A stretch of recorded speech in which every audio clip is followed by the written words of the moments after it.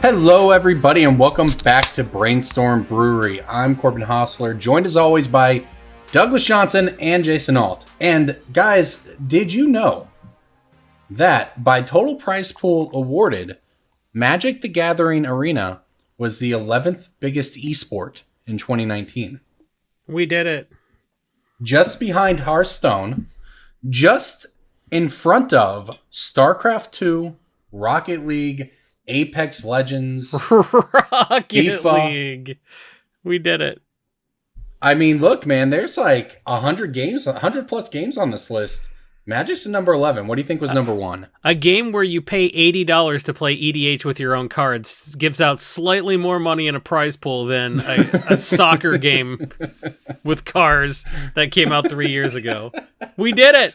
We are real esport, boys. No, but look, it's bigger than StarCraft 2. It's either Fortnite or League at number 1.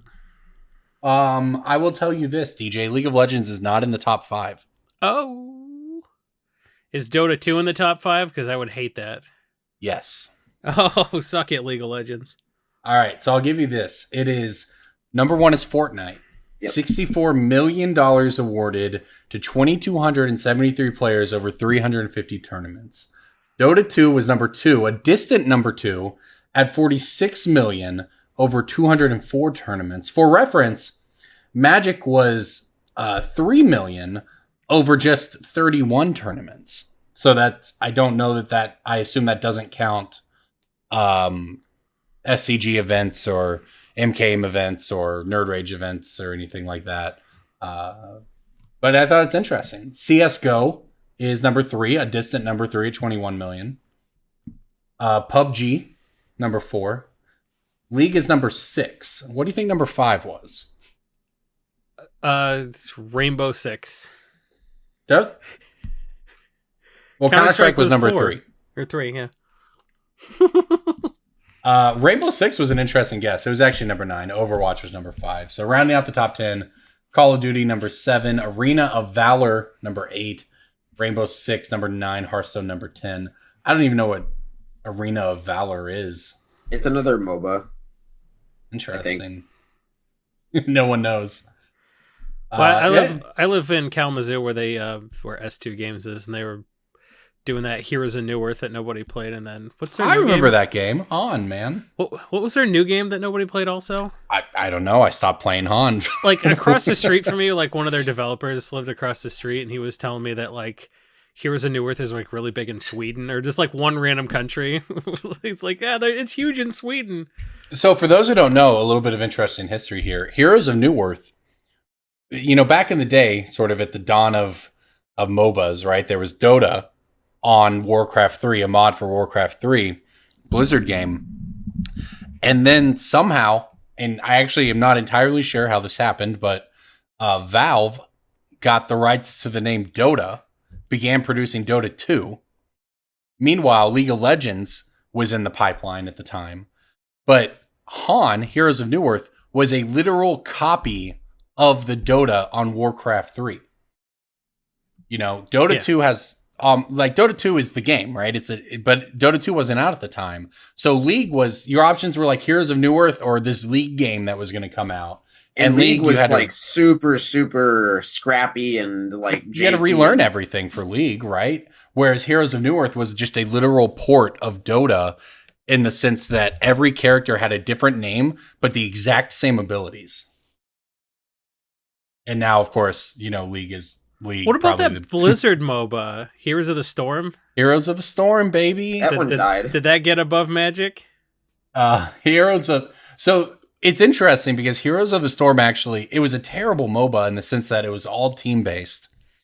And League is a game where individual skill matters a lot, right? Players can win or carry games or whatever on their own. Heroes of the Storm was entirely team-based. I think it was 6-on-6. I could be wrong, but it was entirely team-based. Well, I mean, one of the defining traits of the game early was that there was shared XP across your team. Right. So even though there were separate lanes, if you know anything about League of Legends, you start out 1v1ing your opponent or 2v2ing them, and if you get an early level over them, you can all in and kill them with a pretty significant advantage. But Heroes had a mechanic where your opponent could get XP based on advantages in other lanes that had zero proximity to you. So your mid laner could get smashed. Then if you're top laning, they get a level 2 and they all in you and kill you based on something you had no control. Except that it was very hard to kill people in Heroes because they made the game. It was hard to die. It was hard to kill people. It was hard to mechanically outplay people. The one cool thing about the game, there was always a sub mechanic too. Like there was like a mini game. And that was the cool thing about, League of Legends, the map's always the same, right? It'll slightly vary or whatever, right? But the basic map's the same. In Heroes, some maps every 4 minutes your team would have to go underground and fight underground, and the win conditions would sometimes change basically because of that. The things that matter in each map changed. So I actually think that was a cool concept. I don't think players liked the team thing, but it's just crazy that a game, it's sort of like, it was sort of like the Artifact before Artifact. It's crazy that a game that takes all the IP from an enormously popular thing, and Heroes of the Storm had every Blizzard character you could imagine. And that's just an incredible amount of popular IP for people to stick to. And yet it eventually failed and they pulled support. Whereas, Artifact had the IP of Dota. It was a huge deal, right? Dota's, that was number 2 on the list or whatever. And that game died harder than any game has possibly ever died. So it's just very interesting. That's all. Because we don't get down with nostalgia. This generation, we know we're going to die. We have no money. We have no health care. We're going to die in the climate apocalypse that our parents set us up for, but 48 months from now in 2021, if I recall. Yeah. So we don't care about nostalgia. So it's like, yeah, we got all of your favorite characters. You could make a MOBA with the Ninja Turtles and shit, and I wouldn't care. If the game's bad, I'm not going to play it just because I can, fight Donatello against the Red Power Ranger or some shit. The cool thing, he's like, you could try to weaponize 30 years when I have to drink irradiated water, so fuck it. But see, Here's the thing that Heroes of the Storm did do that was a big deal, and this was neat. They were on ESPN. They were probably on ESPN because Blizzard struck a deal or paid to get on ESPN. But they had a series called Heroes of the Dorm where college teams competed against each other for scholarship money or whatever. Which is a great name. For a porno. Yes. But that was a big deal. And I remember the first year it was on there. This is probably like 5 years ago or something at this point. But the sports world just revolted because they had, they did it up like the biggest esport event of the day. They could not stand it. They could not stand the nerds playing video games on ESPN. It was Magic was on ESPN too, all the way back in the 90s. Yeah, but lots of weird at that time. But that's like ESPN too. That's where you got dodgeball. So it was like a 1 hour special. There's ridiculous. The beer pong 1 hour special gets on ESPN2 or whatever. I saw people play dominoes and I watched all of it. Yeah, but this Heroes of the Dorm thing was that's just a neat bit of esports history there. I attended an esports conference last weekend at home that I got invited to. And it was very interesting because usually when I explain for lack of a better term, quote unquote adults, I'm 31, but whenever I would explain to adults, the generation before me, what it is I do for a living, you get funny looks and you have to be like, yeah, esports is just kind of it's this thing. It's just video games. You don't really know about it, but yeah, it's a thing, I promise, or whatever. I go to this esports conference. It's being hosted by an audio visual company that wants to basically set up all the arenas that, get paid to build the arenas the universities are building. And they were all fascinated. They're hanging on my every word. They're looking at me like I'm an expert. And I looked around the room and I was like, oh gosh, I am. It was weird. I was like, the magic finance implications of this are to invest in copper wire, steel beams, and anything that can be used to formulate an esports arena. Yeah, right. It's just very interesting. But you know what? Magic is that. For all the reasons people hate on Arena, it's killing paper Magic. Magic Online's better. There's bugs. They make you pay. You can only play Brawl on Wednesdays. Blah blah blah. Magic. We're number 11 on the list of esports titles for 2019. It kind of matters. It's weird, but and it matters to Wizards too, right? This is what they go on their quarterly calls with investors and brag about, how they're a top 10 esports title or whatever that they use to push, because it matters to everybody. All this money's flowing into esports from venture capitalists and professional sports organizations and all of this stuff. And just interesting how Magic is kind of fully a part of the fold now. That was a 15-minute rant. Like, there's no way anyone's still listening. Yeah, I'm sure they wanted to hear about GP New Jersey instead. Am I right? You mean Magic Fest? I can't play a side event because I'm mad that there's no room in the hall. Grr. Well, this seems like a great time to mention that Magic Fest New Jersey, I know people have looked at the attendance of some of the recent ones and been like, Magic Fest New Jersey was packed. Shout out to our sponsor, the sponsor of this podcast, Channel Fireball and Channel Fireball Events, which run all of the Magic Fests. You can Google that, check out the schedule, find one near you, go to the website, check out their content, as well as purchase any cards that we talk about on the cast today. So we want to thank them as always for sponsoring us. But DJ, tell us about Jersey, because I understand it was a bit of a madhouse. This year's Magic Fest New Jersey was the busiest event I have ever worked, and it was busier than Vegas in terms of number of people in the room compared to number of vendors in the room compared to the size of the hall. We being 95 MTG, the vendor that I am employed by, we had 5 buyers deep all 3 days, and we had a line for all 13 or so hours of all 3 of those days. That's crazy. To sell us cards. My longest buy on Saturday was 4.5 hours. I took like 2 hours of your time in Austin, and I felt like kind of bad for just like taking so much time. It makes me feel a little better. You shouldn't have felt bad for taking my time to buy. You should have felt bad for being you as a person and trying to interact with me. I thought I should feel bad for the fact I brought a box of penny sleeved cards. That's yes. Okay, Satan. Jason, you brought me sleeved cards when you sold shit too. Yeah, and then I only unsleeved the cards you bought. Like, who gives a shit? Because you only sold me like 8 cards. Yeah, because your numbers were terrible. I don't believe any of this. You were paying less than retail on some of those cards. I was like, get out of here. I'm not taking less than retail. You idiot. So yeah, I only sold you like 8 to 10 cards. And I only had to unsleeve 8 to 10 cards. I'm the smart one. So what do we think was about? I mean, is Jersey just a great location? Is it Theros? Is it a new year? Why do people not hate Magic now? What was kind of your impression from the show as a takeaway? I think it's a combination of a lot of those things. I think that the start of the year was a big part of it. The fact that it's post holidays, people have a lot more money to spend. It's the fact that it was Theros, it was release weekend of a new set. It's the first East Coast GP in like 6 months or so. I don't. Is that true?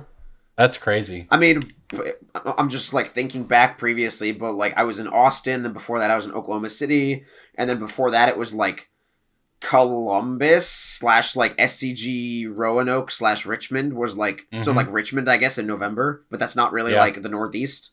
No, it's not. It's very different than a Jersey event. Yeah, compared to like Providence, DC area / like Toronto / Montreal, like that sort of area. So I mean, it's just been a while since. Yeah, Montreal, I suppose, is the most recent East Coast GP. And that was Eldraine, which was not everyone's favorite set. But it was very, very busy. I think that the hall was physically capped due to like fire hazards. They were like, we are not letting more people into the event hall. So I mean, we had an incredible weekend as a vendor. It was a very, very good event for us. People really liked our numbers, and it was just a very good weekend. I'll say Magic noticed is dead 2020 to 2020. Right. I've noticed that Theros seems to have people hyped again. I think that I think when we say it's a new year, it's just a new year in the sense that people have money because it's not the holidays anymore. But I also think that a lot of people just felt burned out by 2019, and they basically took the last couple months of it off. Eldraine, that probably lasted 3 weeks before everyone couldn't stand it. And I think that it's 2020 and people are willing to be happy about Magic again. And Theros seems like a fun set. I've had a ton of fun drafting it online. It seems pretty fair, reasonable. It seems like it's done good things for the standard metagame. It's added some stuff to the Pioneer metagame. There's nothing that's going to get banned, at least that we can tell so far. I think that it's an upswing for Magic, right? And I'm cautiously optimistic about where we go from here. But it's nice to have something to do with Magic besides just talk about how broken the last 6 months have been, because Theros has seemed great thus far, both the limited format and the constructed implications and the design.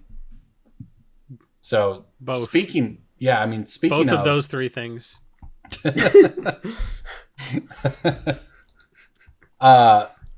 Speaking of, we've got a lot of big events coming up. We've got Pioneer Players Tours for the next 2 weeks. And then Standard on Arena at Worlds in Hawaii with Theros. So a lot of opportunities for financial movement in that time, especially with Pioneer.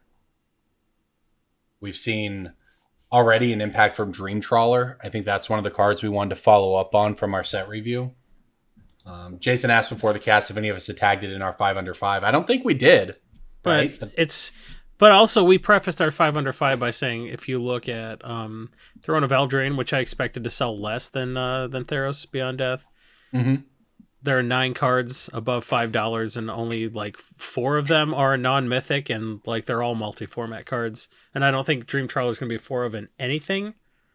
So like the bar is sort of like, yeah, great, you could catch Dream Trawler at $1.25 and get out for $3.50, But you can't. Like, you don't make any money. $2. Yeah, you don't make any money doing that anyway. So, well, that's it. I think we probably all discounted it because, one, it was a rare, but it was a rare that wasn't already a bulk price, right? It was like a little over $1, and now it seems. I don't know if you guys remember the card Prognostic Sphinx.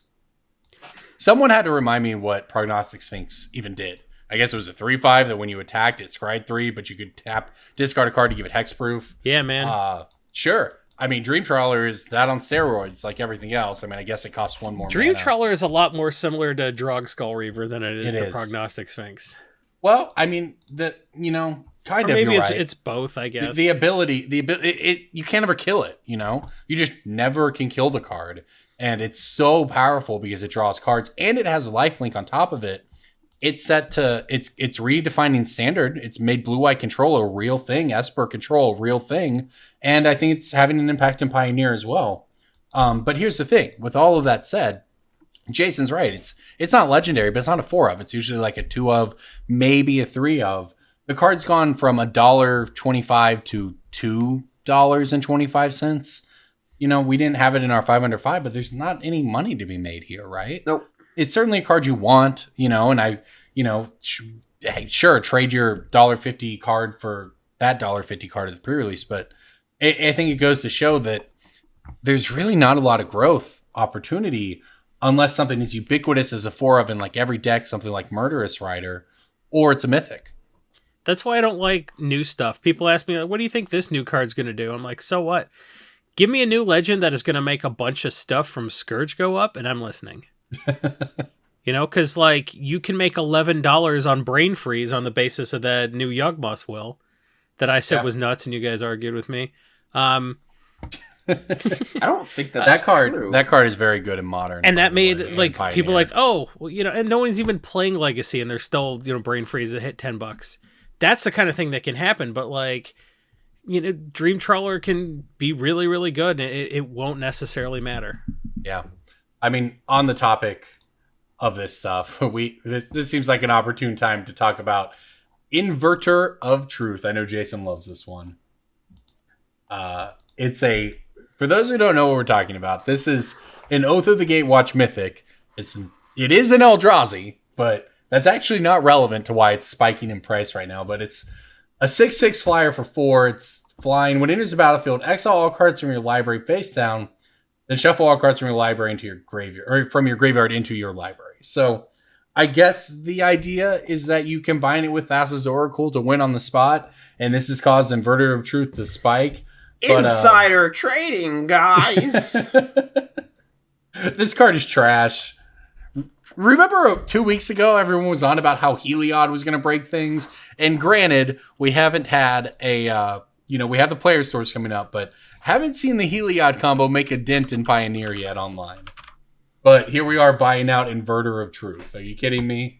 Well, and the thing is, I get sucked into a trap where I see something like this coming and I don't buy in because I'm like, yeah, Inverter of Truth, whatever, that was a deck at the beginning of Pioneer that you see like people like, here's my $300 casual. Because it comboed with Jace Wielder of Mysteries. Yeah, that's what you're talking about. Exactly. Yeah. And like, people are talking about what about Inverter and EDH or Paradigm Shift when, there was already Jace and Lab Maniac. So like I get sucked into a trap where I'm like, this doesn't matter because this was already a deck. None of this is new. So like I don't think that this necessarily matters. And like, Inverted Truth goes nuts, even though it was already in a tier 7 deck at the beginning of Pioneer. Thassa's Oracle is a little bit better than Jace. The same thing when I wrote an article saying, don't be an idiot, don't buy Food Chain because like, that's a throwback one right there, Jason. Yeah, because Food Chain was like they printed the Mist Hologriffin and Food Chain went from like $2 to like 10 and then settled around 8. And everyone's like, "Oh, well, Food Chain will go to 50 the second time it seriously got 8th place at an SCG Classic with like 100 people in it." But everyone's like, "Oh, Food Chain's so good and buy it out." And I said, "No, like this is a bad deck and it only top 8 once as a fluke." And everyone's like, yeah, well, it was playable in EDH too. And I was like, it was playable in EDH last week when it was an $8 card. And Food Chain went to 50 and never looked back. So, like, don't think about it logically because what matters more than reality and whether a deck is good is which YouTuber told them about the card and how many followers they have. That's a real thing, man. That's the world. It's not about trawling top 8 results anymore. It's about whether Saffron Olive or the Command Zone talked about a card. That's the world we live in. Because it's all a numbers game in the sense that it's the number of eyeballs. And that's the difference with Inverter of Truth now and Inverter of Truth then.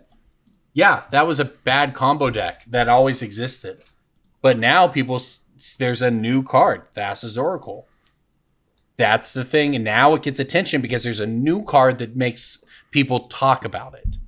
And with so many cards in Magic, even in Pioneer, there's just so many cards that you just don't ever think about. And Modern, Legacy, yeah, Watson doesn't think about it either, and it's their literal job. They're like, oh, it's just it's all about eyeballs on cards. It's not about power levels anymore or anything like that. It's not a game of the most competitive deck. Now, obviously, that does underpin prices, and it is important. But it's much less important when it comes to random spikes like this. It's just a number of eyeballs on something. So really, when you if you're a Magic Financer, like this, it doesn't matter if it's real. If you either are getting quick enough, and then you understand that you're probably going to double up if the card deck tuples. Because you're going to basically sell to a buy list that's higher than it was before. Who probably don't want the card because it's not actually good. Yeah. So try bringing me Inverter of Truth and Phoenix, and I'll throw them in your face. Exactly. Yeah, it's like theoretically it goes to $10 or whatever, and maybe even it settles at $4, but the buy list isn't going to go up just on the basis of like, this is a very recent non-mythic rare in a bad deck. So like people would be like, oh, I asked if I should buy Inverter and you said no and it went to $11. You're an idiot. Just think about it as like really realistically, how much money do you make on inorganic spikes like that versus just buying some EDH card that just doubles over a year. That's why I stay away from the short-term stuff. Like I could like, oh, people bought out TCG Player and Card Kingdom and, all these sites, but no one knows about Card Shark. I used to do crap like that. It's like, I found 11 copies on Card Shark. Oh, yeah. And then I never made any money. So, as sexy as it is to see a card spike that hard, like there's not a ton of money to be made, especially because every LGS has got these for 50 cents in their binder, and all this is going to do is make people discover more copies from their dollar bins. Yeah, and so the other thing is, that is relevant here, though, I think, is to mention that, as somebody who wants to be hip on the Magic finance part of the game, by the way, by just looking at buy lists on Inverter of Truth, they are cents right now, not dollars. You're not making any money on this card. But it's really, it was trendy back in the day, and to just kind of scoff it.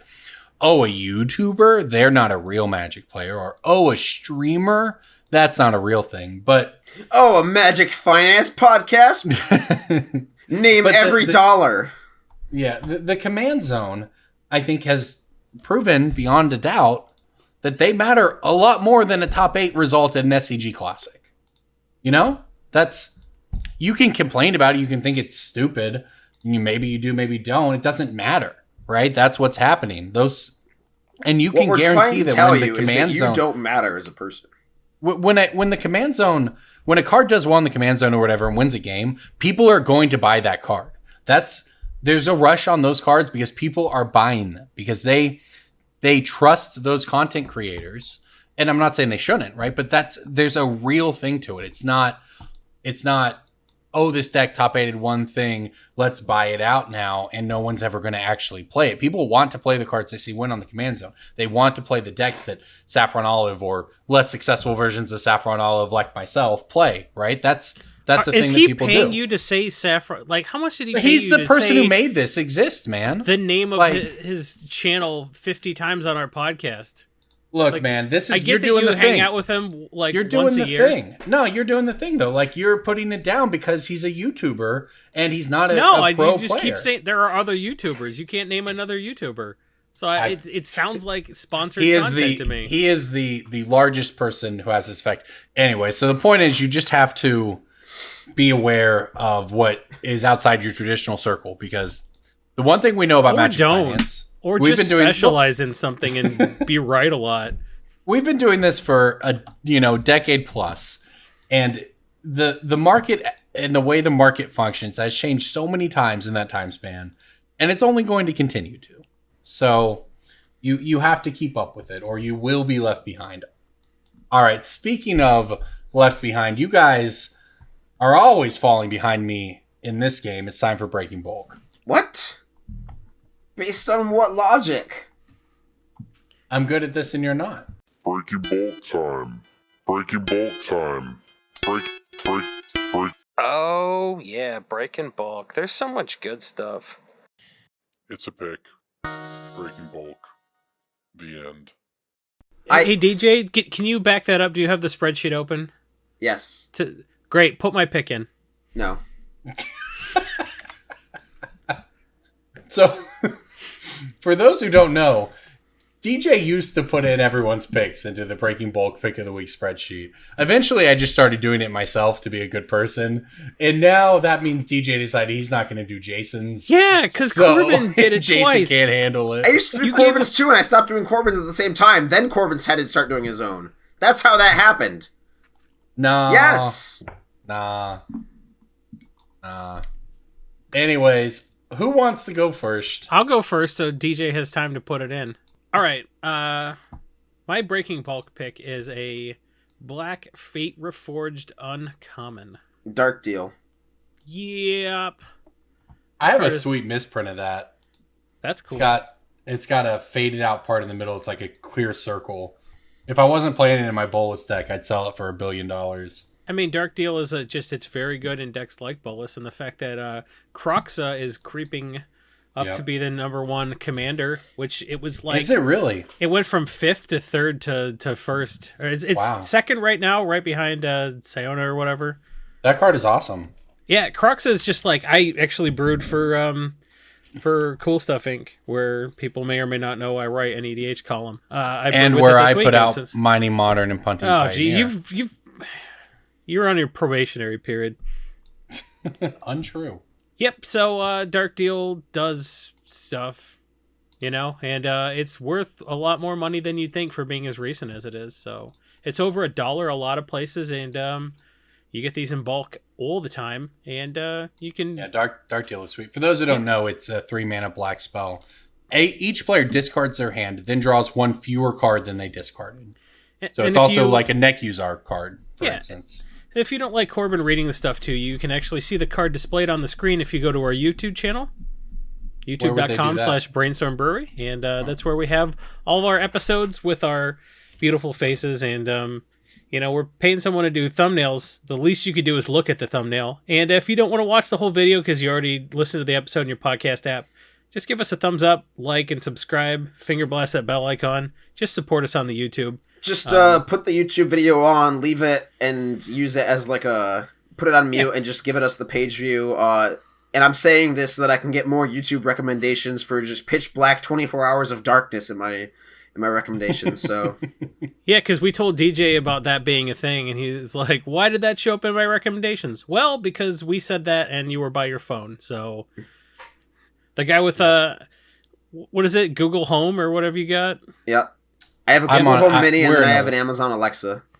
Well, you have both? Yep. You're going to cross the streams like that, dude. Why not? Are they going to start spying on each other? That'd be amazing. We are an Alexa house. You gave me shit for having an Alexa. Dude, I've got like 7 Alexas, man.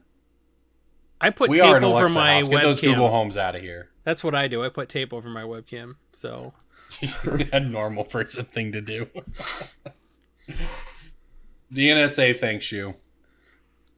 Yeah, man. They don't want to see what I get up to. I'm a Capricorn. That means Zuckerberg's going to spy on me this month. I'm going to throw this one at you guys. And I'm interested to see what you think of it after you guess it. I'm going to go with a green uncommon from Theros Beyond Death. Oh, get out of here. Shut up. My breaking bulk is a blue... Nah, get out of here. Come on, man. Look, here's the thing. This is a legitimate card, I think. It's the 2/3 that says creatures can't be countered and it turns lands into whatever. That's right. Next card. Destiny Spinner says it's a 2-mana 2/3. Creature and enchantment spells you control can't be countered, and for 4 mana it can turn a land into an elemental. XX equals your number of enchantments. Now, this is a real thing. There's another ability on this card, too. It makes everybody on Reddit complain about white being unplayable. Oh, is that true? Yes. When you cast this card, your opponent has to sink into their seat and prepare for a 3-hour lecture on why green has been getting too many good cards. It's uncommon, and it beats all white's 2/2s. Shut up. I was unaware of this, but I will say this. I think that this is something to pull out of your bulk now and just throw in the box, right? Like, it's obviously... It's 50 cents though, right? I mean, in a world where it's more expensive than than a lot of the rares in the set.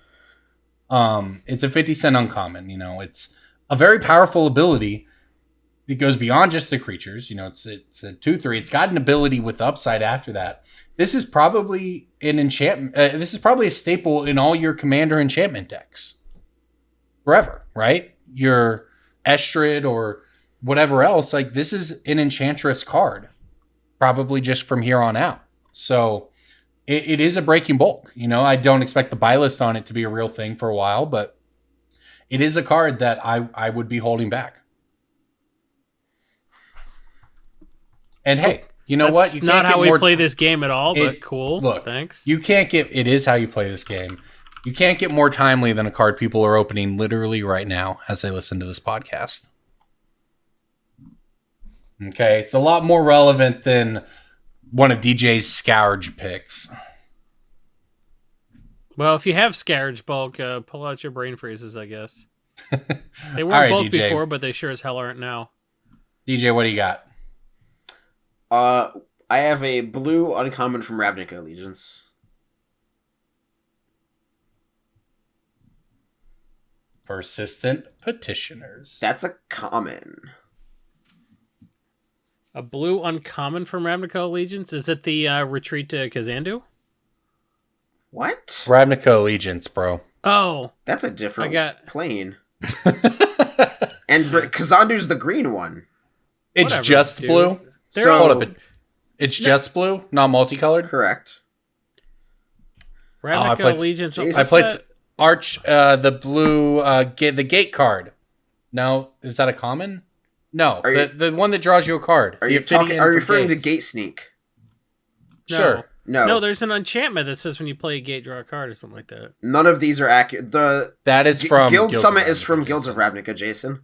Yeah. Well, I don't know any of the expansion symbols, so I associate the card art with the expansion symbol, and I don't know the name that goes to the expansion symbol. So 2019 cards are too cool for Jason. He only likes cards printed in 2003.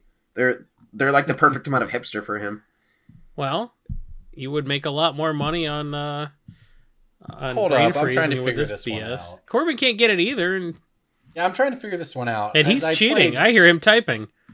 I was typing my pick into the spreadsheet. I've gymmed out this set on Arena. I should be able to figure this one out. I drafted this infinitely. So did I. It's worth one uncommon wild card if that helps the price. Ooh, good to know. All right. Wall of Lost Truths is my pick. It is a 0/4 for 2 mana with Defender. When it enters the battlefield, target player puts the top 4 cards of their library into their graveyard. It is a good old mill common uncommon. TCG player market price is 81 cents.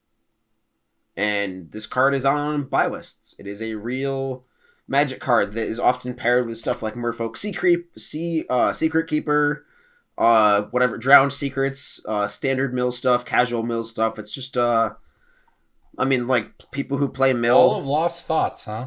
Yep. I was actually not super aware that, it's a mill card. So that's the thing, but I actually did not know it was worth that much. Yep. It's just like one of those 60 card. It's a very good 60 card casual land card because you're going to want to run 4 in addition to your Hedron crabs or whatever. And it's also just got legs in casual standard environments, and I net roughly 50 cents on these when I sell them on TCG Direct for $1. Yeah, that seems pretty reasonable. It also seems like a card you'll very easily buy list for $1. Yep. And when it comes to commons and uncommons from sets printed last year, $1 is pretty good. If you bring me a stack of like 25 of these at a GP, I'll buy them all at $1. Yeah. That's great. Jason, what was yours? I'll type it into the spreadsheet for you, I guess. Don't enable him. I enabled you and I typed yours in. I was going to do my own. But now you didn't. I did.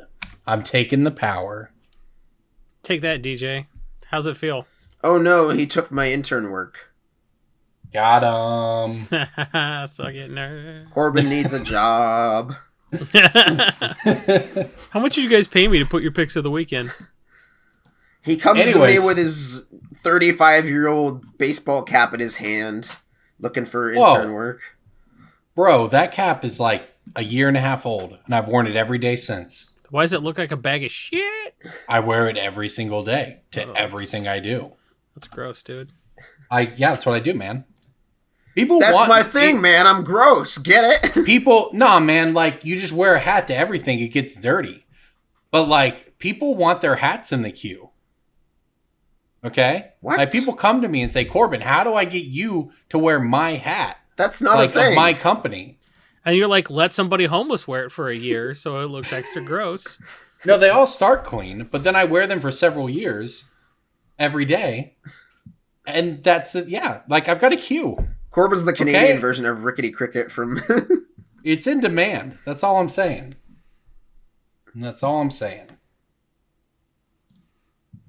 All right, so speaking of Pioneer, we've got a lot of the Player Tour events coming up are Pioneer. The format is in an interesting place right now. There's been a lot of movement, I guess, in terms of what people can do, and it seems like people are basically doing everything. We're seeing Mono Black Aggro is a deck, Big Red is a deck, but I think Blue White is also a deck. The thing is, the Underworld Breach deck is very real, and this leads to what I guess could be a Breaking Bulk if you wanted to look at it that way. Oh gosh, I got to try to remember what the card is here. It enchants a land. Are you talking about Chronic Flooding? Yes, I am talking about Chronic Flooding. So the way this works, everybody, this is just crazy that this is a thing, but it is. So if you don't know, Chronic Flooding is a Return to Ravnica common. It's a 2-drop enchant land card. When Enchanted Land becomes tapped, its controller puts the top 3 cards of their library into their graveyard. So what people are doing here, and this card is starting to move off of its 19-cent market price. It is starting to move up, which is just absurd. So you enchant one of your lands. You then cast Hidden Strings, which untaps 2 things for 2 mana. And has Cipher. It has Cipher. That is correct in the most irrelevant way. So what they'll do is they'll tap land with Chronic Flooding, mill 3, untap it with Hidden Strings. Then they cast Underworld Breach. The cost on Underworld Breach is the card's mana cost plus exiling 3 cards from your graveyard. You'll notice that's exactly how many Chronic Flooding mills. So people are tapping the land, milling 3, using the 3 cards they milled to cast Hidden Strings from their graveyard, untap it. This enables them to mill through their entire deck, at which point they then use those 2 lands to cast Thassa's Oracle out of their graveyard, because remember, Underworld Breach gives all of your non-land cards escape, not just instants or sorceries or anything like Pass and Flame. So they then cast the Thassa's Oracle out of their graveyard and win. So this is a real thing. People are playing Chronic Flooding and Pioneer to combo off. Is that deck good? I don't know. No. Seems pretty bad against a Grafdigger's Cage, right? But Gamer's gonna game. I think that Chronic Flooding is probably going to be a 50-cent card, so I guess it's a Breaking Bolt. And it pays to pay attention to that kind of stuff, I guess. Well, yeah, I mean, this card, who knows? If this card top 8's the Players Tour or whatever, it's going to be $1, something stupid like that. Yep. Pioneer's a fun format. And I Pioneer think is so fun. I think old New Ravnica is old enough, that something like this. Old New Ravnica, sure. Yeah. Yeah, I mean, Pioneer is everything we want it to be right now. Jeskai Ascendancy is also a deck. I played Feather. I was doing EDH shit. It was amazing. Yeah, pretty much, right? I love Pioneer right now. It's really cool. I guess the card to look at in terms of Jeskai Ascendancy, which seems... I've played against it a lot online. It's put up some 5-0s.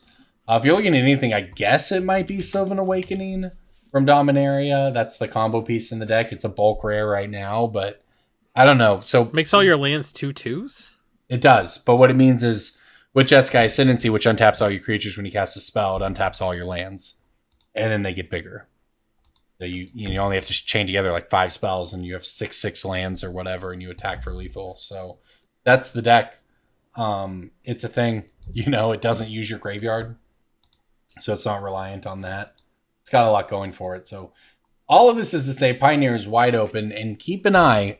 I'm about to embark on some crazy 3-week trip. I'll be going to Brussels for the Players Tour, from Brussels to Phoenix for the Players Tour, and from Phoenix to Hawaii for World. So it's going to be a 3-week trip for me, and a lot of Magic and a lot of Pioneer at these first 2 events. So we're going to see, there's been a lot of different things in Pioneer that have success. I mean, even Soul Flare is 5-0'd, right? So everything's going to kind of come together over the next 2 weeks at these Player Tour events. And that is going to be what your Pioneer metagame looks like moving forward. And that's, if we have bannings, they're going to happen after that. Niv Mizzet, by the way, I think that was my pick of the week a couple weeks ago, has exploded in price. People are calling it one of the best decks in the format. So if you have any War of the Spark cards lying around, you might be interested to know that Niv Mizzet Reborn is over $7 that now, was not on its way not to your 10. pick of the week a couple weeks ago. Man, I definitely brought it up, though. That's cool. Wow, no one believes you. Man, check the tape. Well, they'd have to check the tape because there's no evidence of that on the spreadsheet that our patrons who go to patreon.com/Brainstorm Brewery and give us $10 a month, which is $2 or $2.50 an episode. They have access to the spreadsheet as soon as we record, usually Monday night. So they'll have access to our picks of the week and our Breakings bulk before the episode comes out, usually on Thursday or Friday. So you can have a big jump on everybody else on getting our picks very early for the low price of $10 a month, and you get conferred other benefits. I don't know what they are. It's not important to me. What is important... Go ahead. What is important is that you give us $1 for access to the Discord so you can see me made fun of for not knowing what the Patreon tier rewards are. So, in my defense here, Niv Mizzet Reborn was my pick of the week on October 7th, 2019. when the card was before $2. They announced the format. Nice pick. When the card was $2, and I noted that it was starting to show up across multiple formats. Were any of those formats Pioneer? You're well. I don't remember when they announced Pioneer was announced then. Maybe. Sure? No, it wasn't. Are you sure? That's true. It feels like Pioneers existed forever, and it feels like I made that pick of the week a couple weeks ago. Yeah, both those things are objective. Oh, I see. So Pioneer got announced October 21st. I made the pick on October 7th. It was my insider knowledge. Oh, That's what it was. Sorry, insider I forgot. Trading. Yeah, I'm sorry. It was my insider conflict of trading interest. knowledge. Price point. I knew exactly what cards were going to get banned over the next 2 months to lead to 5-color Niv being the best deck. Sorry, I forgot it's my... Sorry, I let the cat out of the bag now. Anyways. No. Okay, so, quick aside. The whole insider trading thing is, like, so overblown. Even if insider trading exists, is so overblown. Even when it exists, it exists. What do you mean by overblown, though? Because people, it's a matter of principle, right? So it does exist. Some number of people where X equals more than 0 bought a bunch of smugglers' copters and ate the works marvels before the announcement, right? And then after the announcement, an hour after the announcement, which is an eternity in Magic Finance announcement time, I lazily went over to Star City's website. I was like, what could be good in Pioneer? Aetherworks Marvel, maybe. An hour after the announcement, I filled my cart with 50 Aetherworks Marvels and hit buy at $1. So all of you had time.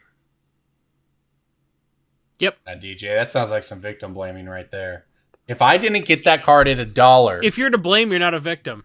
If I didn't get that card at $1 a month after they announced Pioneer, that's on the insider trading, okay? I see. Come on, man. Everyone knows this. But, I mean, it is look, I get your point and I agree.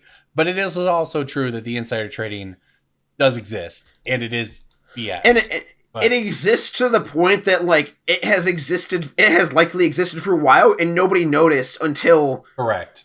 Like, if it's existed for all these years and it hasn't impacted your life in a meaningful way. I agree. It's just a really nice thing to get mad about on Twitter. Well, sure, but that's what Twitter's for, my man. Yep. Reaping those outrage dollars and turning them into clout. Let's do our own pump and dump here with Pick of the Week. Pick of the Week. Pick of the Week. Pick of the Week. Time for the Pick of the Week. Mine's Mayhem Devil. I'm going to bed now. Mayhem Devil, an uncommon? I mean, it's very, very, very cheap, and War of the Spark is close. It's closing in on a year old in a couple months, and it is just like a card that, while it's good in standard with the whole like Jund Sack decks, but I mean, it's also just super powerful in EDH. Sure, like the card just reads the optimal way that it could read ever, where it just says anytime any player sacrifices any permanent, deal 1 damage to anything. I agree. It's very much a combo piece. So fetch lands, like commander spheres, just there's so many things that trigger this, and I think that almost every red-black deck ever just wants, like, you throw this into Lord Windgrace because you're doing like scape shifty things or whatever. It's fine. It's very good. It has yet to be reprinted unless I missed some sort of like wacky event deck printing or ancillary product. No, I don't think so. I don't think it has been. I mean, and I know it has no additional set symbols, but there might be some sort of like, oh, it was in this like Brawl deck or whatever. I think it was in the Corval deck. Now that I'm talking to myself, it was in the Corval deck. But I mean, that's fine. It was in the Corval deck. And it's an uncommon. Yeah, I mean, the uncommon scares me way more than the Brawl deck. I just think we it's a card. We were just talking about how, like, all right, yeah, like we were just talking about how Wall of Lost Truths is fine at like $1, right? Yeah, so, I mean that card's 75 cents, you know. Right, so. And if you want to like fill a cart with 150 Mayhem Devils at 15 cents a piece, I think that's fine. Sure. I mean, look, I don't know about financially, but I mean the card costs 15 cents, so. Right, this is a card that more power to you, I guess. I am happy to like spend $15 on to own a 3-digit number of them, and then like check back in a year. It's like, oh, cool, I buy list these for 50 cents or so. That'd be nice. All right, I'm gonna hop in here with Also a fairly recent card, but a rare. Scavenger Grounds. Hour of Devastation. Card is about $2, a little over that. Starting to climb. It climbed a little, actually, when Eldraine came out, and it's climbed a little bit since, and it seems like it's on its way to a $4 or $5 card here. For those that don't know, it's a desert, colorless land, 2 mana, sacrifice a desert, exile all cards from all graveyards. So it's an EDH staple. Probably it's going to make its way into Pioneer decks as sort of 4% of all EDH decks. On EDH, I've played against this card a lot in my local group, man. Something's driving that price. That's insane. Oh, okay. All right, okay. Corbin gets all defensive immediately. I just assumed that that's like a low percent. I mean, it sounds like a low percent, but yeah. It's a land. It can go in every deck. So it's in 4% of every deck. Yeah, that's true. That's a good way to put it. Including ones that were in the database before it was printed. Which we're trying to get rid of. That's a good note, actually. So that's a good, I mean, the card's sweet. So I think it's going to, it is a card that can be reprinted in the future in a commander deck or what have you, but I think it's going to be $4 or $5 here in a couple months. Jason, what do you got? My card is Painful Quandary. I love that card. Painful Quandary is a card that like has flirted with $10 before, but it's like closer to $5 on TCG Player right now. That's from Scars of Mirrodin? Yes. It's old as hell, and it's in Croxa decks now. And, if you're going to make them pitch their whole hand, they're just going to take the 5 if they don't have that many spells to play. I play this card in my Nicol Bolas deck as well as my Oloro deck. It is insane. This card's nuts. It's a very painful quandary. 5-mana enchantment. Whenever opponent casts a spell, they lose 5 life unless they discard a card. So the way it works is if they don't have any cards to discard, they're just forced to lose 5 life. And it has what I consider to be the most important thing in Commander, which is troll equity. Yeah. It's like Rhystic Study. Every time your opponent casts a spell, are you paying 1? No. Okay. Are you paying 5 life or discarding a card? I'll pay the 5 life. Okay. Well, now my other Bolas enchantment triggers. Now you discard a card. Oppression, I think. Yeah. Yeah. So that's the most important thing. Now I get a zombie from Waste Not, Yeah. Just annoy your friends when they are playing Commander. That's half the fun. This is a $10 card that just doesn't know it yet. I agree. And it's not the kind of thing they put in an EDH precon because it has so much troll potential. It's very unfun. So this is fairly unreprintable, and it's really powerful and annoying. And Scars just can withstand a lot of $10 cards. So yeah, set's very old now. Mm-hmm. So it's doing it. Well, we're doing it. So I believe we have a stream of guest hosts for the next couple of weeks lined up. So if there's anybody... No, we don't have anybody lined up. Well, we're going to have guest hosts. I am on this crazy world tour of 7 different time zones or whatever. I'm going to be all over the place. Touring the grand city of Phoenix, Arizona. That's one of them. I get to go to Brussels, then the grand city of Phoenix, then Hawaii. So I think I'm basically going to opposite ends of the earth there from Europe to Hawaii. So we're going to have a couple guest hosts over the next week. If there's anybody you've really wanted to see on the cast who hasn't been on here before, or maybe even who has, hit us up on Twitter at Brainstorm Brew and let us know. I will miss all of you, but much to your dismay, I will be back. All right, everybody. Thank you for listening to Brainstorm Brewery. Reminder to check out channelfireball.com, our sponsor for everything we talked about this week, and have a great time enjoying Theros as it hits the ranked queue draft on MTG Arena over the next week or so. Thanks for listening, everybody. We'll see you next week.